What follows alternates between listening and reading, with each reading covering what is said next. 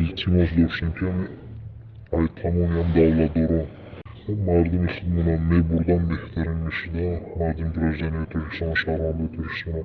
این مراجعت یک محبوس تاجیک از زندان در قزانی روسیه به مقامات تاجیکستان است. به دلیل امنیتی نخواست معرفی شود. میخواهد آنها را به وطن برند وگرنه میگوید به جنگ برده میشوند. روز برای جنگ آمدم مردم از خیلی وکیسین آنجا کمیسیای دکتر گذارنده همه گраждани Россия را هماشه وکیده списка کرده برده استیم مردم خودمانا دعوت کرده استیم بسیاری مردم را کشیده مردم تاجیکستان. همصحبت ما ادعا دارد که تقریبا 30 محبوس تاجیک از زندان آنها برای رفتن به جنگ راضی شدند. من نمیدونم یا در گражданство метиҳанд чӣ гуфта фейл кардагаан ё қати чун қати лишни ҳар якта одам қати якта ба якта гап задан. جلب دهها محبوس تاجیک به جنگ اوکراین رسانه‌ای شده بود.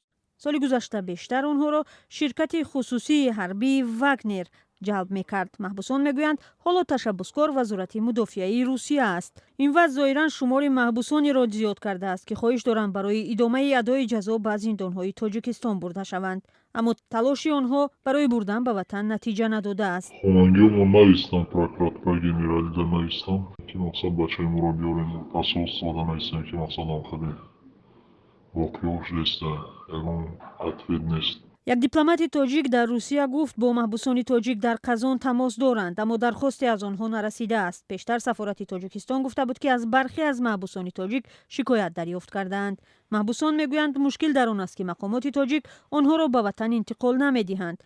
حقوقدانها میگویند انجام این روند وقتی طولانی میگیرد و برای آن باید دلیل مهم و جدی پیشنهاد شود.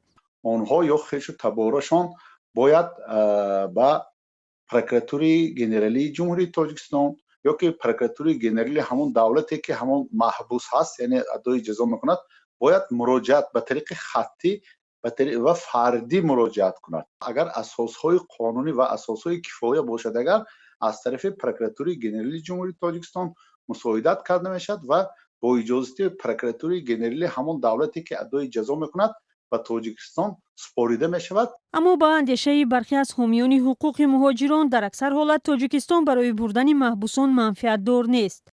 با گفته آنها اگر این وضع ادامه کند و مقامات برای رسیدگی به مشکل محبوسان کاری انجام ندهند احتمال دارد شمار بیشتری زندانیان تاجیک از روسیه با هر راه به جنگ برده شوند. مقامات تاجیک 2 سال پیش شماری آنها را بیش از 10,000 گفته بود. معلوم نیست که چه تعدادی از آنها به جنگ اوکراین برده شدند. اما تا به حال خبری مرگ بیش از 20 زندانی تاجیک رسانه‌ای شده است که از محبس‌های روسیه به جنگ برده شدند.